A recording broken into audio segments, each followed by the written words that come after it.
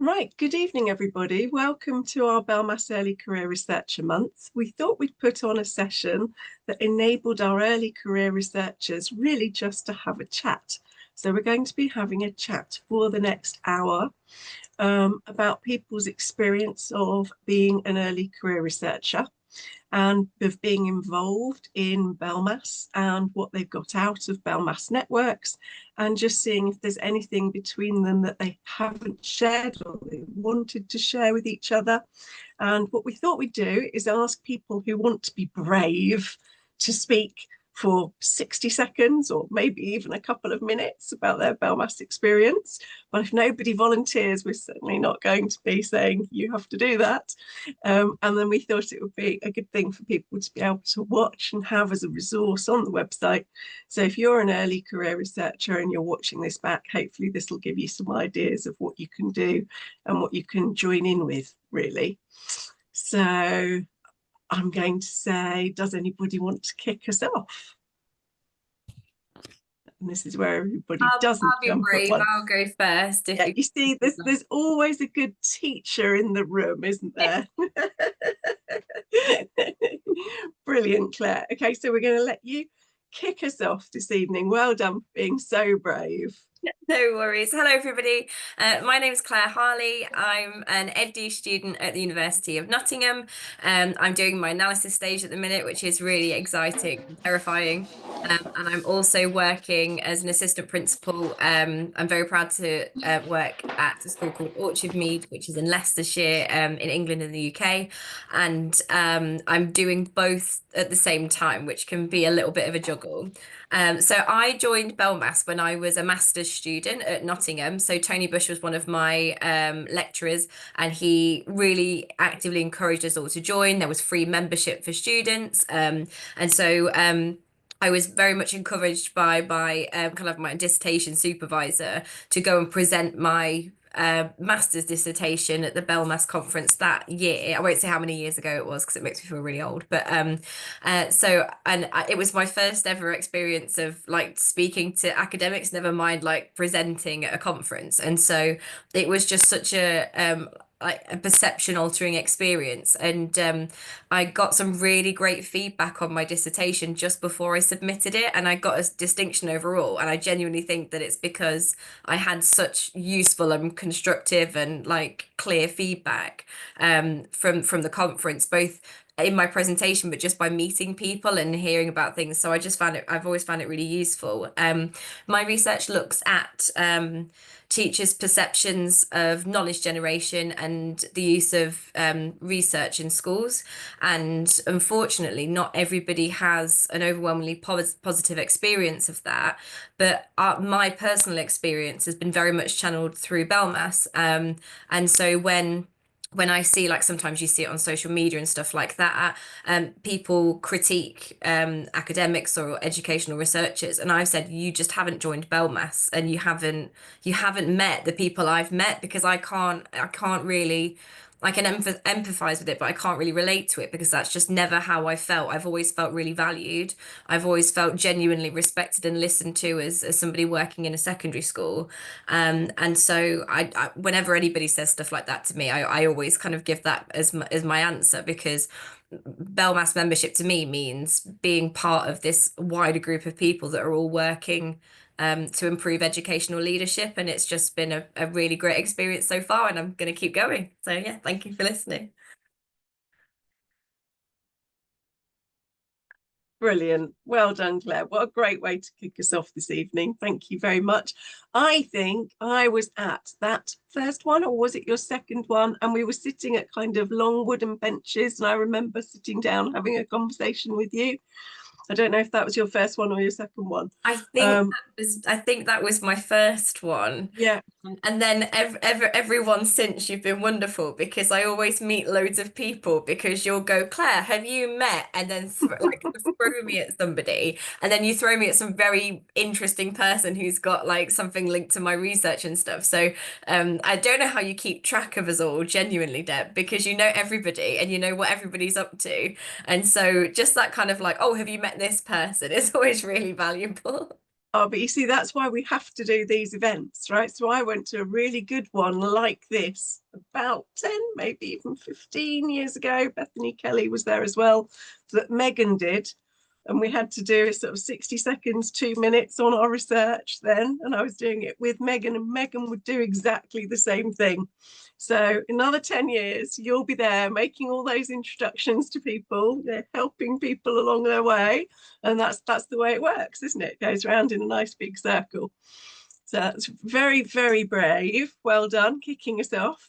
So you can see there that Claire's got themes that are based on school-based research. And I think what you're touching on is another organisation that we won't name because that's not what we do in BELMAS.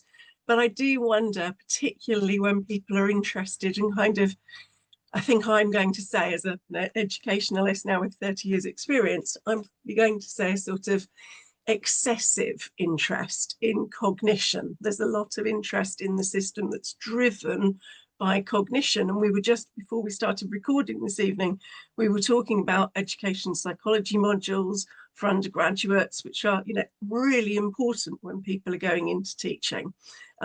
Psychology of education, sociology of education, people understand the impact of austerity on their children in their classrooms. All of those are really kind of fundamental parts of programs like education studies, social sciences programs, and have a sort of sense of social justice is one of the things we still pick up as sort of an ongoing theme in BELMAS.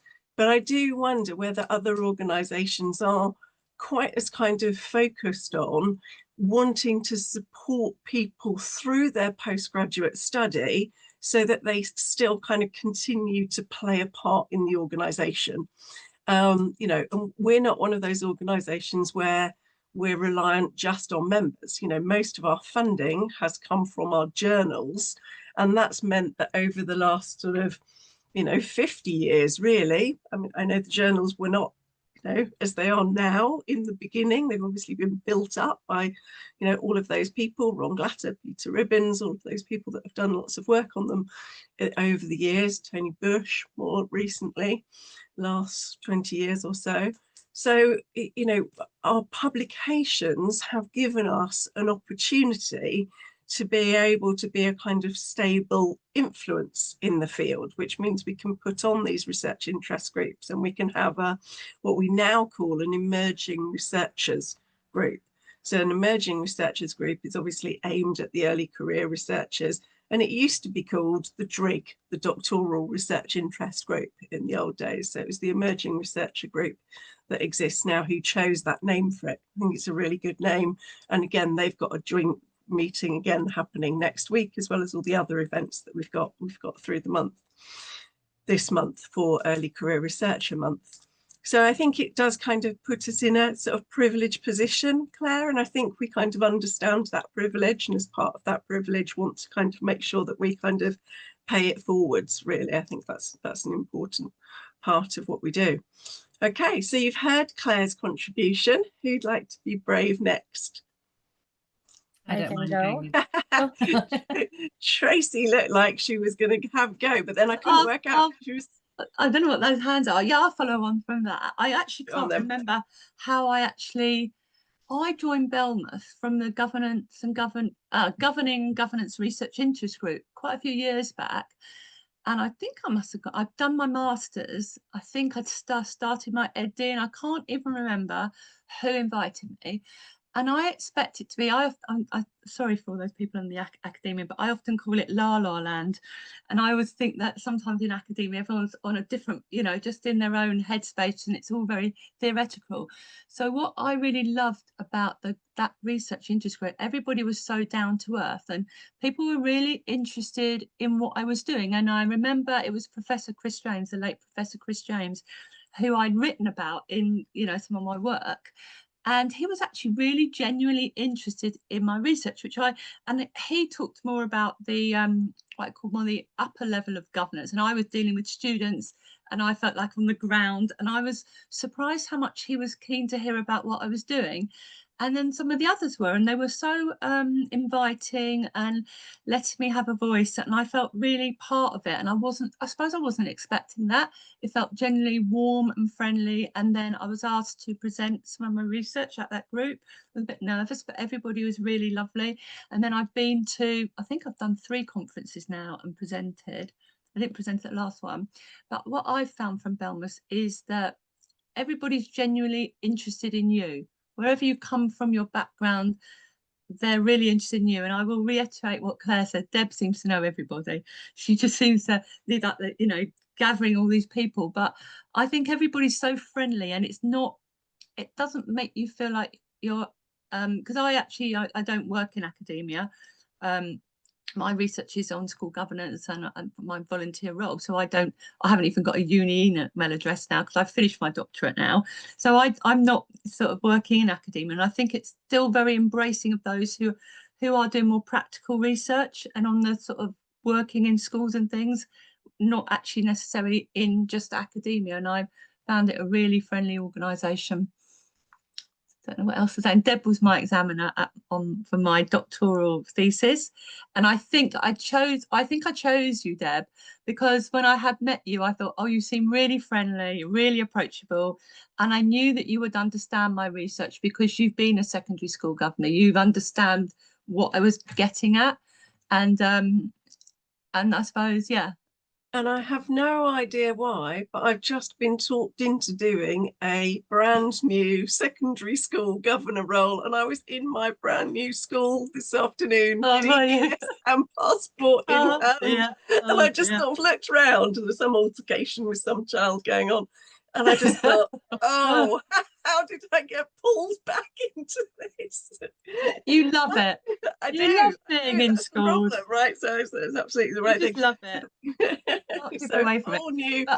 My opening gambit was, I am not being your chair of governors, right? Watch this space, everybody. Yeah, we know. It won't take long. Definitely not this academic year, at least. So the thing I remember about Tracy was that she came to, this must have been your first one, she came to BELMAS conference. BELMAS. And I think it was Belfast, yeah. Wasn't it? And I said, oh, I want to ask you a question about your presentation in the way that I normally do. And she said, I can't talk to you, you're going to be my examiner. Yeah. And I thought, what a great thing, because that, you know, people will say, you know, why should I go to BELMAS conference, or how horrendously expensive is this conference? So we'll go through, you know, what it covers and what we're doing, and hopefully next year we have got a much more cost-effective one.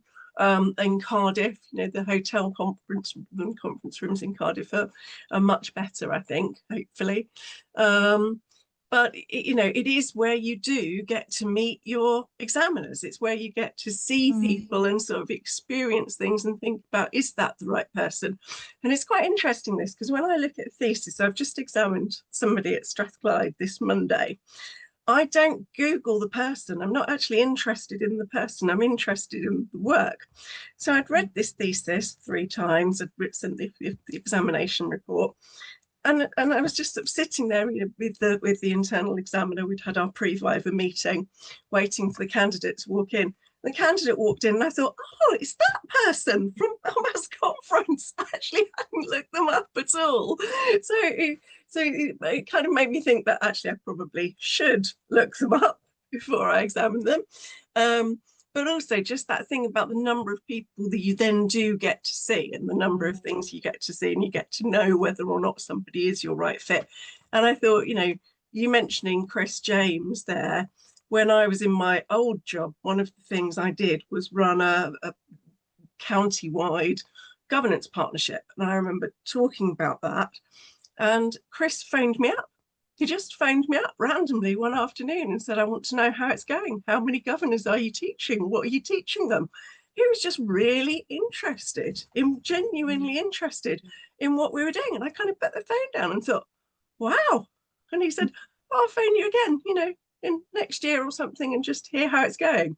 He just wanted to know what was going on. And I just thought, how wonderful is that, actually? You know, somebody who's a big professor with a big name in a great university at Bath, but actually just really interested in what was going on the ground. And I think BELMAS is full of people like that. Yeah, and I think the rig that I've been in, I've met so many lovely people who've been really supportive of helping me. I've met with Tony Breslin in London when I wasn't sure what to do, and he helped me. So many people have helped me along the way from the group and been really willing to give me my time.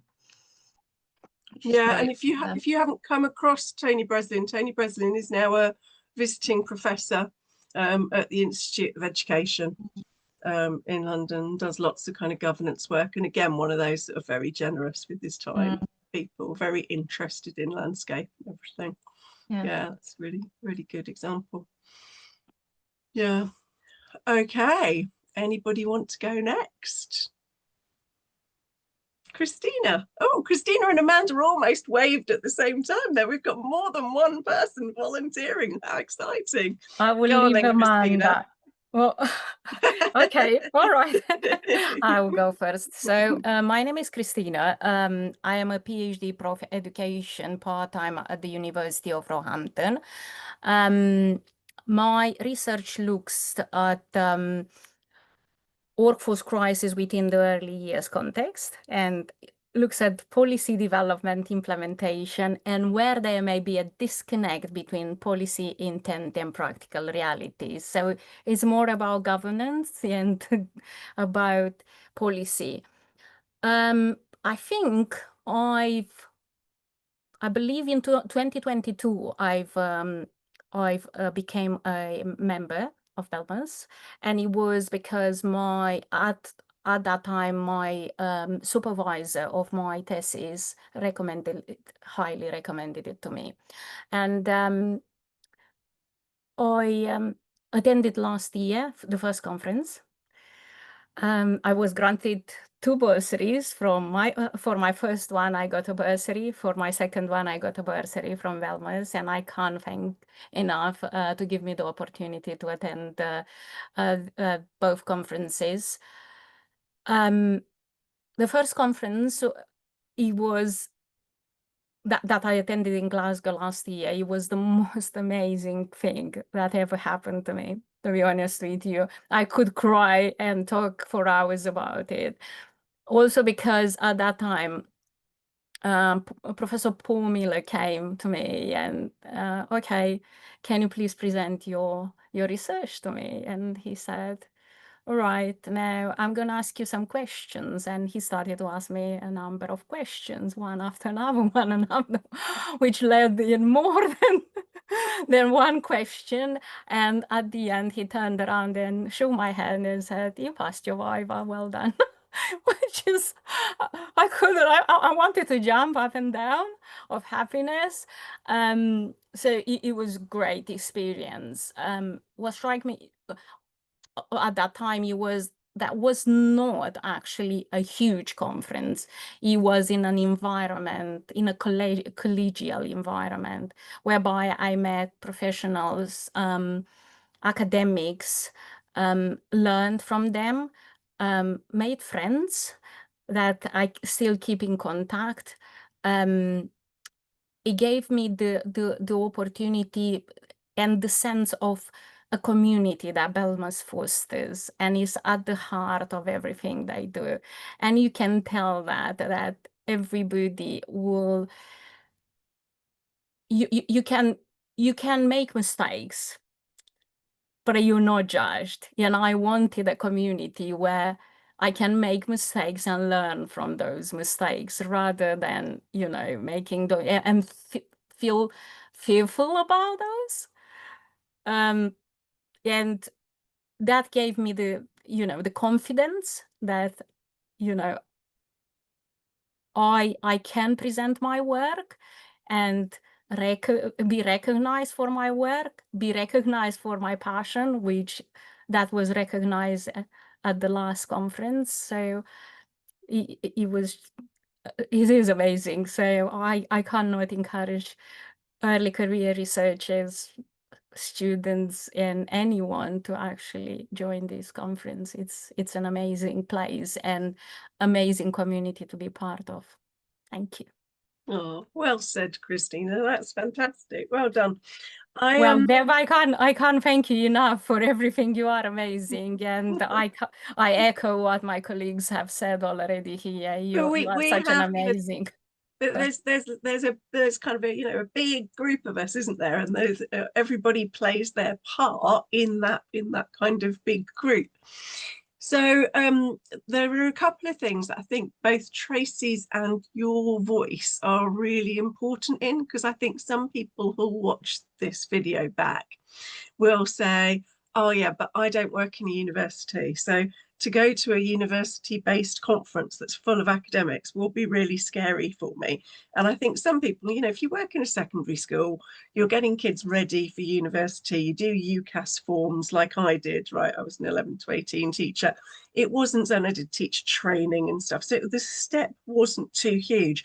But I think there are some parts of our field, because we go from babies right the way through to, people later on in life, some parts of our field are quite a long way away from universities. And actually, with the way in which neoliberal reforms have played out in our system, they're a lot further away from universities now than they actually were 30 or 40 years ago. Christina knows this, but my mum trained at Froebel College, which is now part of Roehampton. And, in those days, it was, part of people who were spending time in early years went to college and did a cert ed and learnt about how to do, how to deal with small children. That's what they were being taught. And yet so many of our work-based nurseries, our PVIs now, don't have those connections at all with colleges or universities in the way that they had 20, 30, 40 years ago. So I think there are some fields that people are in where BELMAS is a bigger leap actually for people like that to come in. And Tracy, yours is similar to that in governance. Yeah, okay, you're still in a secondary school, but when you're not in one of those leadership roles, we know you're in a leadership role, in a governance role, yeah, but not everybody does. Not everybody chooses to see it in that way.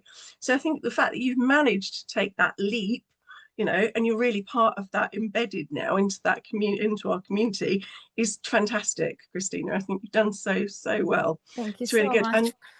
And it's good praise coming from Paul. Paul's examined a lot of doctorates, right? He knows what he's doing when he asks those questions. So to have been put through your paces like that at your first conference as well, that's tough, isn't it? It's really great. Yeah. Do you want to say something, Christina, about this year, about presenting your paper, presenting your poster this year? Well, I had a hiccup right at the beginning with my poster. So my poster, I don't know how it's fallen on the floor. But I managed to recover from that. It was a great experience. And to see so many people presenting, I mean, it was amazing.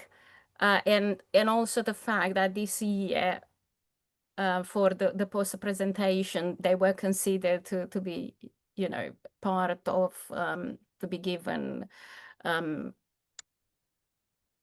slot, yeah, and to be able to present. It was amazing because in this way we've been able to again gather ideas from other researchers, how they actually working through to their ideas, and how they what type of research they conducting, how our research may align with theirs, where there are similarities, alignment, or kind of not so much alignment, and what there may be the issues in other countries and across the world. So it was really fantastic. And it was really fantastic when, again, you will get those questions, and those questions are actually preparing you for your viva, because all those people in there, they've already been or sitting on other research students as examiners, so on and so forth. So it's really important, and it's really important that sharing of ideas. And I think my research is I want to BELMAS for giving me so much, and so much to be able to draw on and to bring that into my research. It has really shaped my research in a really nice way. So I'm really grateful for that. Have you given a presentation on your research yet to the Leadership in Early Years Research Interest Group? No. So that's the next step, isn't it? Because we run the I would love. in Early Years Research Interest Group. So that's next, really. Because I always think, you know, Tracy talked about presenting her research in her research interest group, the Governance and Governing Research Interest Group.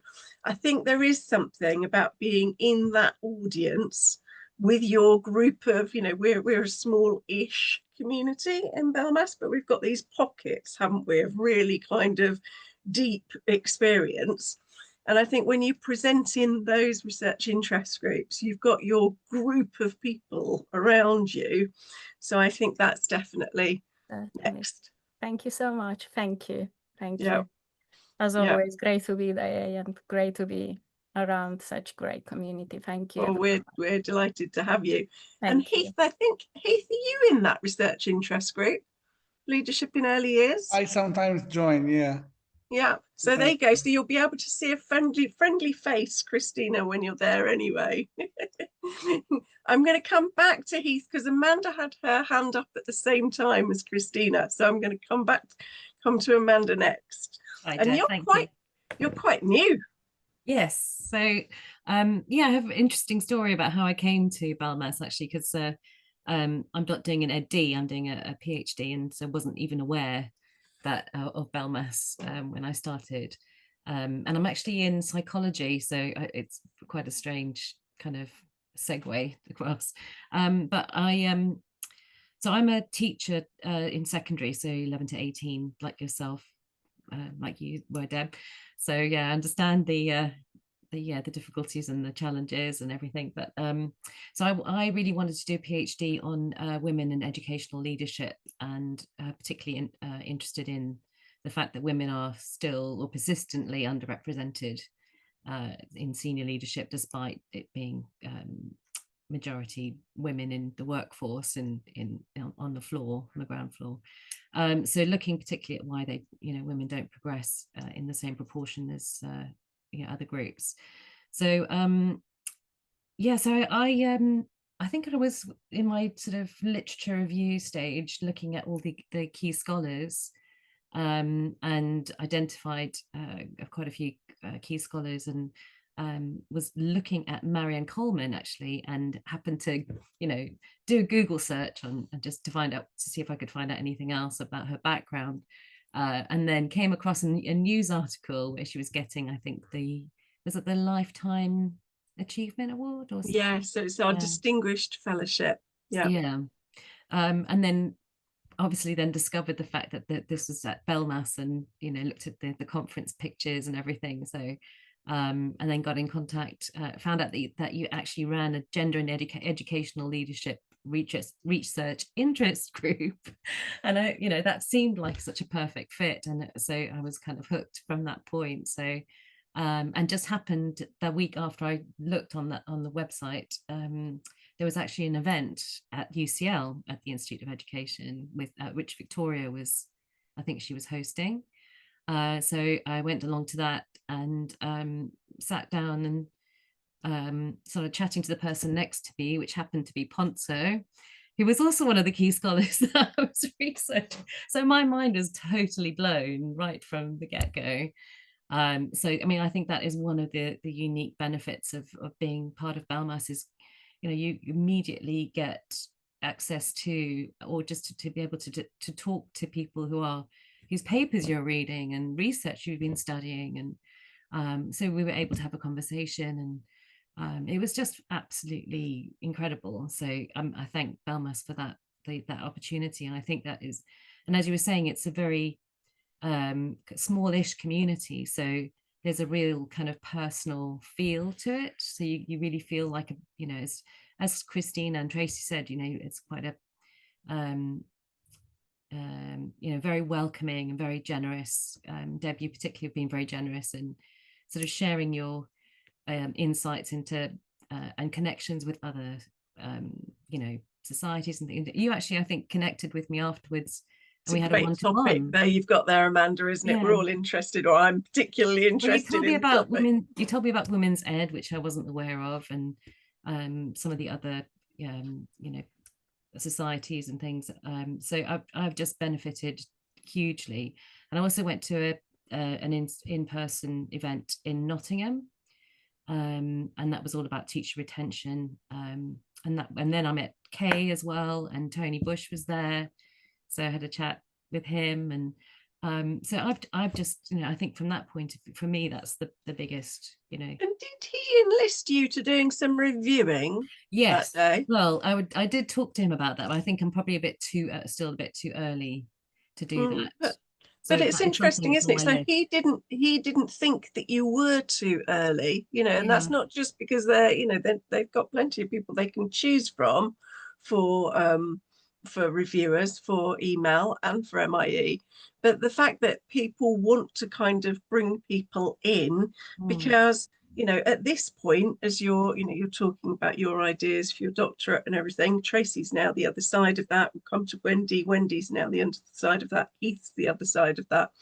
You know, when you're then the other side of it, then the focus is all around publications. But actually, when you've been reading papers for your research, you're not kind of analytically reading them as in, is this a good abstract? Is this a good introduction? You're just taking the knowledge, you know, the bits you need from it for your thesis.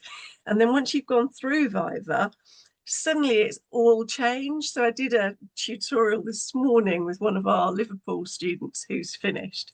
And she's got, you know, she's done some really good work this summer on she's now got a 6,000 word paper with references. She's underneath her 8,000 mark, and she was saying, so I needed to meet you because I want you to tell me what journal it should go in. And I was like, no, it doesn't work like that. I can't tell you what journal it goes in. What journals have you used a lot of in the preparation of your paper? And she said, well, I didn't use just one journal. I used lots of different journals. I said, well, that's good because you'd have failed your doctorate if all of it had come from one paper. So it's only after you've got through that Viva stage and then you're then thinking, right, I need to prepare this for publication. What journals have I gone back to? Where is my audience? And it's really interesting because I think that process of reviewing, I think a lot of us go, I can't do that yet because I haven't got a doctorate. I haven't got time for it because I'm still teaching, I'm still researching, there isn't enough hours in the day for that. Andy Wilkins has just sent me one, Tracy, from to look at. And so from JEP, so it's not a BELMAS one. Of course, I'll look at it, but you know, you get sent them. But actually the process of reviewing makes you kind of, or helps you to see papers in a different way. And I think you don't have to have any level of education. You don't have to have been through any stage in order to do that. And if you're not sure what you think about it when you read it, that's what you have two boxes, right? You have notes to the editor and notes to the author. So in the notes to the editor, you just write, I'm really not sure what I think about this. You know, here are my comments, you know, and yeah, write something supportive to the author. So sorry, Deb. Yeah, I had a friend who, during my doctorate, asked me they needed some people to review, and I was really hesitant, thinking I couldn't do it. Yeah. I said, well, if you're short of people, I can't remember when it's for. And actually, reading the actual articles, I actually felt better about my own writing. It gave me a bit of confidence, not, you know, because I thought, I wouldn't understand them or I wouldn't be able to do it. But actually, it was better than I thought. And you're not the only reviewer. You'd be like there'll be another person as well, and then someone else will look at it. So I actually found it really helpful for myself, just writing my thesis, and it gave me more confidence in my own writing because I could spot something that I thought, oh, that's not quite right. That's not, or the you know, the referencing isn't that spot on. And I actually felt better about myself because my confidence was quite low. By actually reading some articles, I felt better. So, but maybe I didn't read some really good ones, but yeah. And that I probably should say they've already been through a sort of desktop process before you even get them. So a whole load will be what we call desktop rejected before you even get there. So you know that you're looking at stuff that other people have already decided is in field. It's just, is the pitch of it, you know, quite right for this particular journal.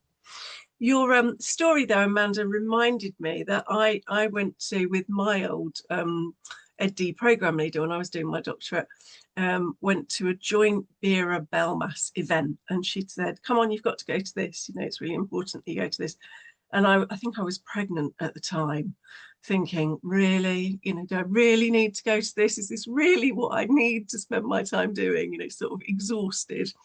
And I sat down next to this person, I didn't know who it was, and they just sort of made sort of small talk and said, so how are you and how are you getting on? And I was like, well, you know, I'm stuck. Actually, I'm doing this and this and this, and I'm finding it all a bit difficult. And this person looked at me and said, Mark Pratt, have you thought of doing this? And I was like, oh, no, I haven't thought of doing this at all. I was like, that's a great idea. She said, it's not my idea. I've just done your own words back to you. And I was like, oh, okay, right, I'll give it a try. And it was Marianne Coleman. And I didn't know that at the time, but then afterwards I thought, oh, hang on. So not a surprise at all, you know, that kind of classic interest in gender and education leadership. So who would like to go next? Heath. Okay, I will. Hello, everyone. Hi, good evening. So basically, I got to know about this society back in 2021. So I was a teacher back then, and I was doing the PhD in the UK, but I was physically in Malta. So I was like attached to the UK, but at the same time, I am here in Malta now too. So I had sort of a tie there. And I got to know this because my tutor, he sort of mentioned it.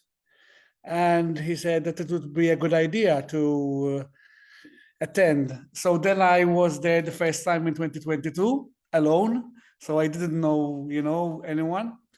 And it was quite interesting to be in a bit of an intimate space. So I had been to other conferences which are maybe bigger and where at times you feel a bit overwhelmed because you wouldn't know where to go, whom to talk to. But I like the fact that the conference here at BELMAS and the society is rather human driven, as in you're not just a number, you know, you are not just a number on a tag, on a name, but you get to know, you know, people. And I would like to go back to the point where Deb mentioned sort of you start to see leadership and management in different ways. So when I was there and I was thinking to myself, back in the classroom, I am also the leader in my classroom. And then when I'm with the parents, there's also leadership there. And so BELMAS also helped me to sort of deconstruct this idea that leadership is only the top-down sort of, or the bigger people in an entity or in a system. So that is something which I really appreciate. That when I'm there, even in the online sessions, and even when I'm reading the blog, or I feel that sort of we look at leadership, that it manifests itself in various ways. That there's no one way, sort of the typical head of school or the head of the educational system, but there are leadership in many, you know. So yes, so it was in the beginning, it was very solo, but then sort of this gave me the courage to come back here in Malta and sort of to get people together.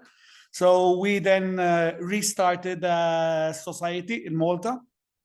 So this gave me the drive then to come back to Malta and to give back something to the community.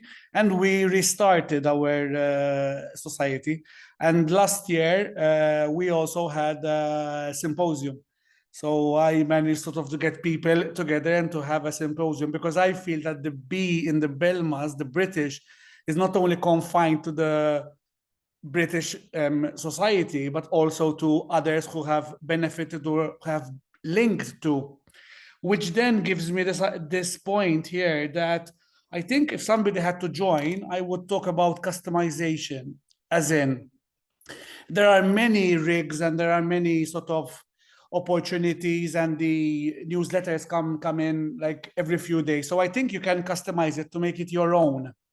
Sort of, you don't have to attend everything. If something is not for you, maybe let's say if gender is not something which interests me, or it does, or maybe queer or governance, you can create your own. So this is something which I love, the fact that you can, yeah. And then through BELMAS, I get to know other scholars, people, and the thing is this: ECR is a label, and sometimes being an ECR in the UK doesn't mean that you're an ECR in another, context. So it might be that in one context, people see you because now you're a lecturer or you're teaching heads of schools, or maybe, but then so ECR is also a fluid term. And I like the fact that we are allowed a space to give this label to ourselves and to learn from each other. And so I got to know a number, I got to know, even I just started now an external examiner and I got to know through this post, through the conference. So I was having a chat there in the conference, and like somebody mentioned that they're going to open this role in their, university, and I looked it up and then I got it. So it's an opportunity where it's a crossroads, like, so you get to know, and then maybe the final thing that I want to share is about the AERA experience. I think it was one of the best experiences of my life, both in the personal and the professional domain. So we got a newsletter from the office saying that that BELMAS was going to support an ECR again to attend the AERA Colorado, Denver last April. And sort of I was intrigued, because you can go there and you can talk about your presentation and your research, and BELMAS sort of chose my proposal, and I was on the stage in Denver with very big prominent scholars, Amanda. So the big people who I read about were next to me before my presentation or after me, and we had a coffee and a cocktail. Deb, but I mean, it's beautiful that there's this opportunity. So I do encourage people to join. You might start solo, but eventually you get to know people. Christina, I know now, so you get to know. Yeah, this is it. And you're really not joking about those big scholars. I mean, so Heath was on a panel with Jim Spillane, Anne Lopez, Khalid Ara, big scholars. And hopefully from that, we have papers from that becoming a special edition of Management in Education. These things take a lot longer than we think they do. So we're still kind of trying to pull that together, but it's happening. I think it's on the way. And we had Carol Mullen on that panel as well, didn't we? It's a hugely kind of significant panel, actually.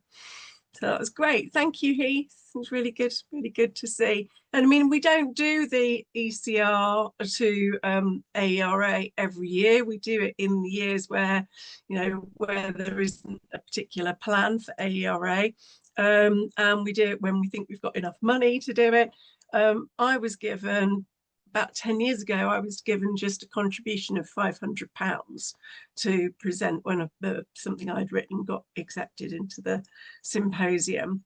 And it was, just made all the difference, actually, at the time between going and not going. So I think, it's always worth looking out for those things that are in the newsletter. Absolutely. Absolutely. Thanks, Heath. That was a great run through. Anybody else want to go? Anybody else want to chat? Yeah, Wendy? I just really sort of going on from Heath's words there about all of a sudden, because it is such a small group compared to other groups that are out there, but you can quite easily, you start solo, which I did, and all of a sudden you are playing with the big kids quite quickly, which, you know, that's the most exciting thing about this, you know, sort of going to my first BELMAS conference this summer. You know, it was my first one, and you know, joining, you know, obviously as co-convener of the inclusion rig with Beth and Donnie.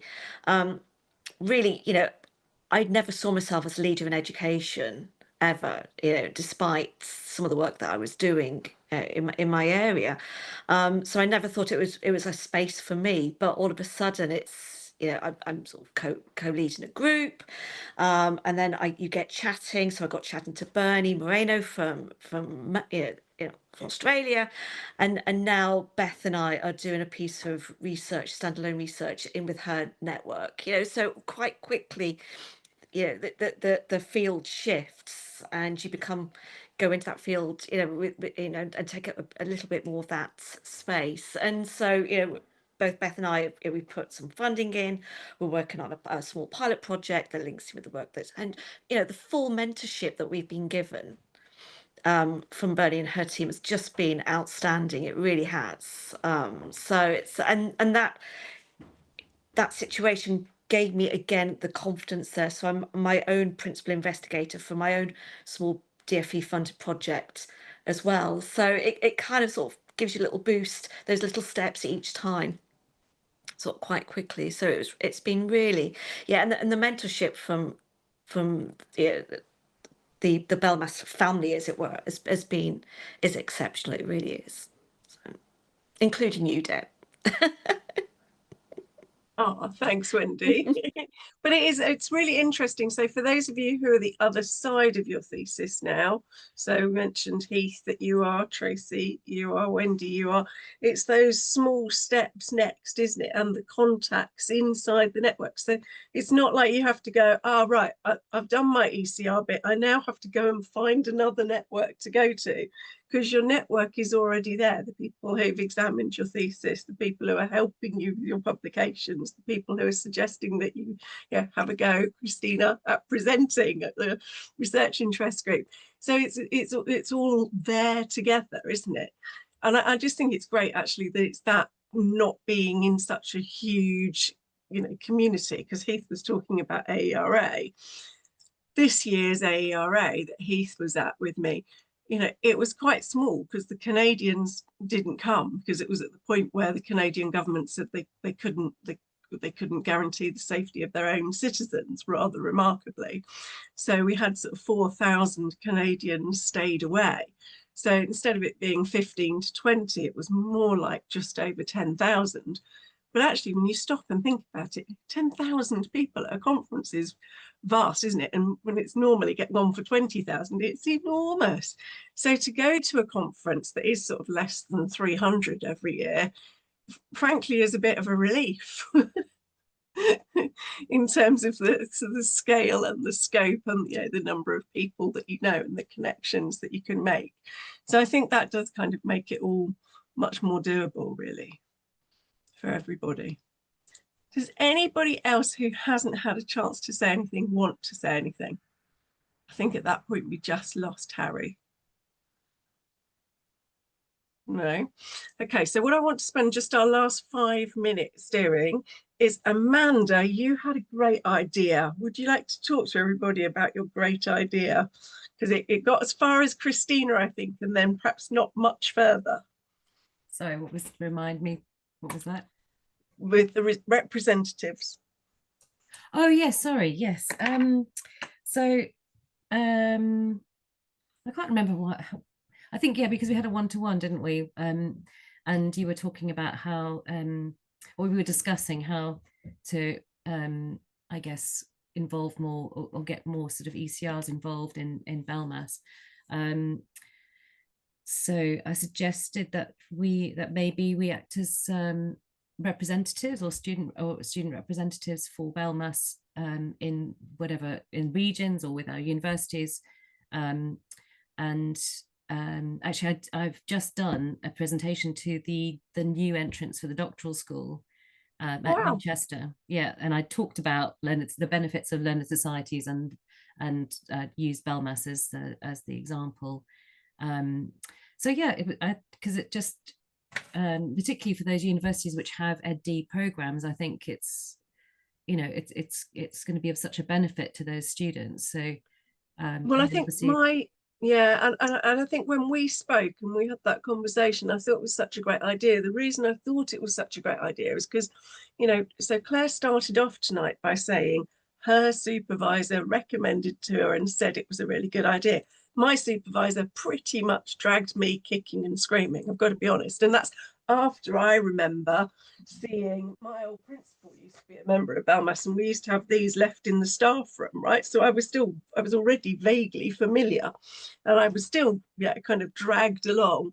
So my worry, because we've had such a kind of collapse of the field, particularly in England, we've got hardly any professors of education leadership now in comparison to what we had.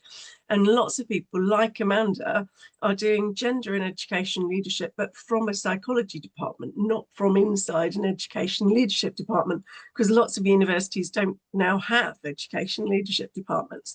So I guess what I was thinking of is all those people who would have been signposted by their tutor, in the way that you were saying your tutor, recommended to you, Christina.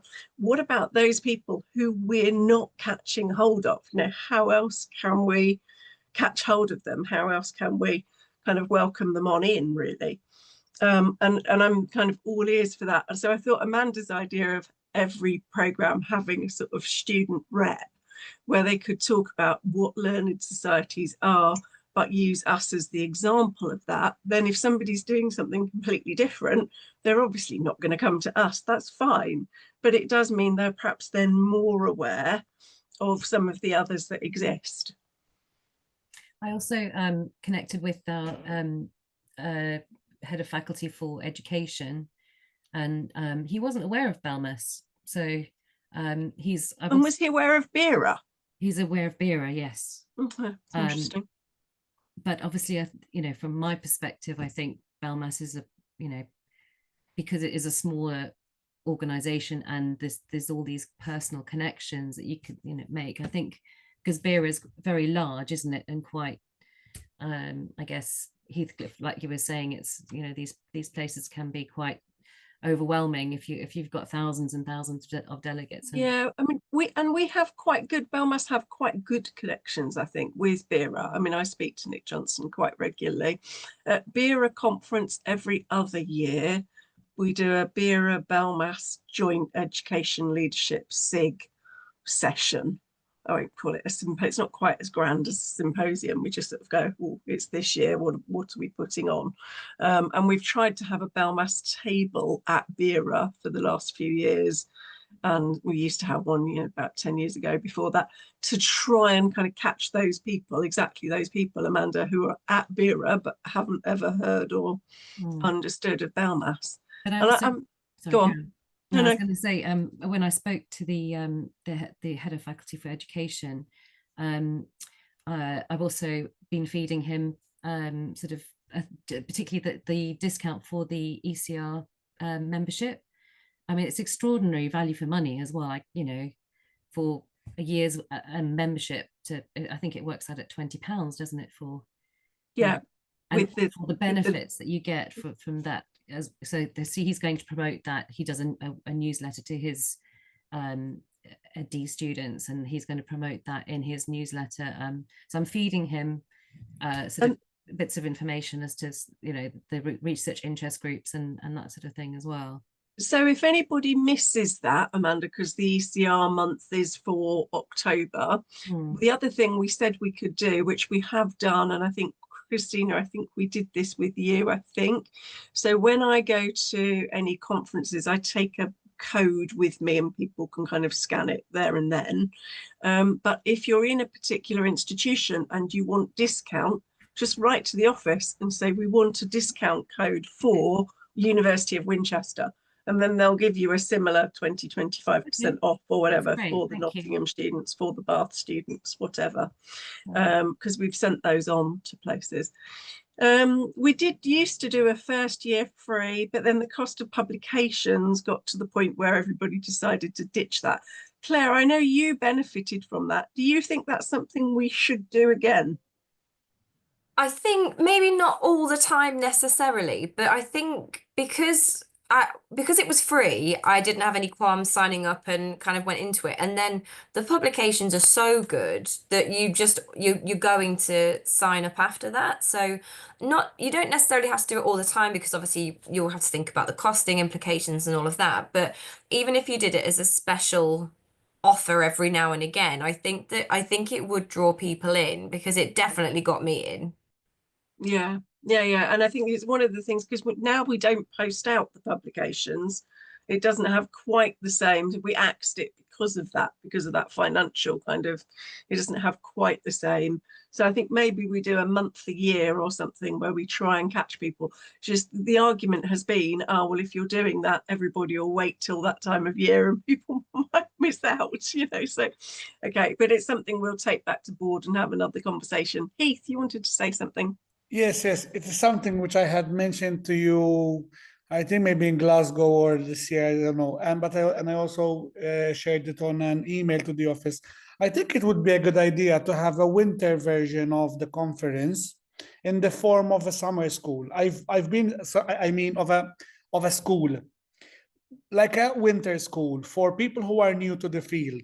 So it would be less, let's say, academic, and more hands-on, maybe in terms of we discuss and we do things in workshops. And it's like for people who are new, who want to look at an entry level, not through a presentation or a symposium or a poster, but something like maybe there could be people from the board who would mentor the new people. And it would be more of a relaxed winter school, maybe less costly, because I've been saying this a lot to the office, that it needs to be more accessible. This year I brought someone, she's a student, and she's my student doing an MA in applied, and I felt a bit like she's a teacher, she's doing this leadership MA, and she had to pay this amount, and which is fine, but so I'm always arguing that it needs to be more accessible. So having a winter version in the form of a school, maybe cheaper, maybe shorter, maybe less involving less catering or less big venues, might help to draw new blood to the society too. So we have talked about doing a day-long conference. We have talked about doing a conference in a school. I tried to get us to do the whole of BELMAS conference in a school, but other people didn't like the facilities, so you can't win them all. So we could revisit some of those ideas. I think they're all good ideas. I'm really, anything we can do to include a wider group of people, because we know, the system is tight of money, individuals are tight, and people are already paying, let's face it, for their studies, right? It's expensive to do these masters and doctorates now. So people are already, struggling in that space as it is. Yeah, which is why, it's nice to hear you give a shout out to the bursaries, Christina. We do try and make sure that we spread those around. I think we should be revisiting the concept of Saturday day rate as well. So people would miss the Friday, they would miss the Sunday, but they could stay somewhere cheaper, just come in for the Saturday. That's a dip your toe in, isn't it? To see if you want to then pay to come to the whole thing the year after or the year after that, depending on what your circumstances are as well. So these are all things that we can discuss. That's all great to hear. Does anybody else want to say anything else? Amanda? Sorry, yeah, I was just going to ask if maybe we could do or think about for the ECRs, doing an online, a very, very low stakes kind of symposium where you get 10 minutes or 15 minutes online just to present. Yeah, I guess you could present a poster like Christina did, or just an abstract or something, or some of your work. Just because I think it's really useful to get practice doing these dissemination things. It is. And I think if we could, as ECRs, it's great to be able to do that in a very low stakes environment and then get some feedback from other ECRs and maybe a couple of, professional academics as well. So and I know you're all very busy on this group with all the things that you're juggling, but I believe that the emerging researchers group, research interest group, are perhaps a member of team down at the moment anyway. So if anybody wants to do a co-convening role, just to dip their toe in, just to see what it's like co-convening a research interest group, the idea of the emerging researchers group is that exactly that, Amanda, that they put on those sorts of sessions so that you would all be there. And then if you wanted somebody more experienced to turn up, you can invite the more experienced people in. We're always happy to kind of come and help. But actually, if you want to do it just yourselves without, big guns there, then that was the kind of purpose of it, really.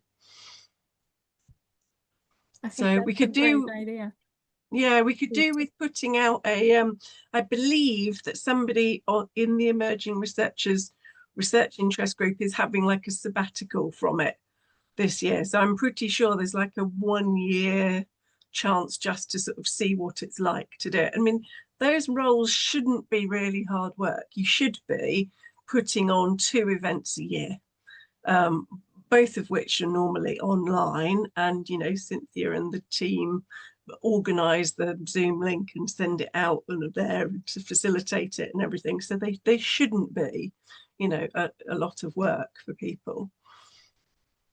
As with anything else, they're about, you want to invite big, long, complicated speakers, you can make them into whole day events, you can make them into 24-hour events.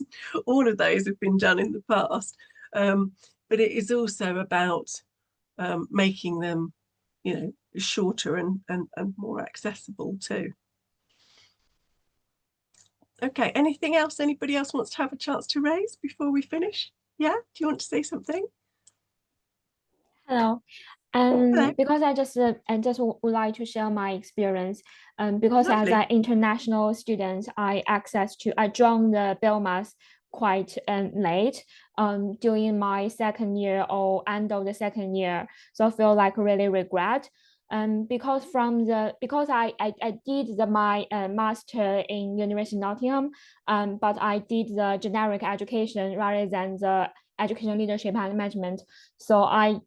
But from that time, I didn't know the BELMAS as a society we can join as a early career researcher. And I'm thinking, is that possible to have something event to let not local students, but also for the international students to know the BELMAS as a society, and they can know the areas of the leadership and do some exploration. Because I, back to 5 years ago, I didn't know what his leadership is. So I feel like the BELMAS really is a good opportunity to know the field and how it look like. I'm thinking about that. Thank you. And I was on mute again, sorry. So that's great, that's really good, and that's really helpful. And I think, obviously I know the Nottingham team well, as does Claire and Harry, who was with us just now. And it's tricky, isn't it? Because you don't know at that age which program to apply for. So you apply for the MA Education one, not the MA Education Leadership Management one. You don't know the difference at that age and stage. You don't, none of us do, right? So now you've done it, and now you're doing your doctorate, and now you've found us and you know about that bit of field. So it's about the signposting again, isn't it? It's about, how we kind of, who we've got signposting and looking out for things. So I think anything we can do in that space is really good. So we can write, they've had a lot of change at Nottingham in the last year or two. So perhaps we need to do an email to all the course tutors again saying, just to say, you know, remember to remind us to programs, we can do that. The office can do that. They can send out emails to say, remember that this and this event is going on for this month and it's got discounted membership and stuff. So that's great. Thank you. Thank you for contributing. I'm so sorry that Harry left before giving us his contribution because it was heading towards 8:30. It's gone on longer than I expected this evening, and everybody was very, very generous with sharing all of their experiences. So I've had a lovely hour or so with you all. Does anybody want to say anything else before we finish? Otherwise, I think you should all give yourselves a big clap. Well done for being so brave, so thoughtful, and so sharing. So that's really fantastic. And we'll stick this up on the website. And if anybody's got any ideas of anything that we're not doing or anything we could do more of, then just drop us a line at info@belmas.org.uk and we'll see what we can follow through on it. Have a lovely rest of the evening, everybody, and enjoy Early Career Researcher Month. Thanks for joining me. Thank you very much. Thank you so much. Bye. Nice to see you all.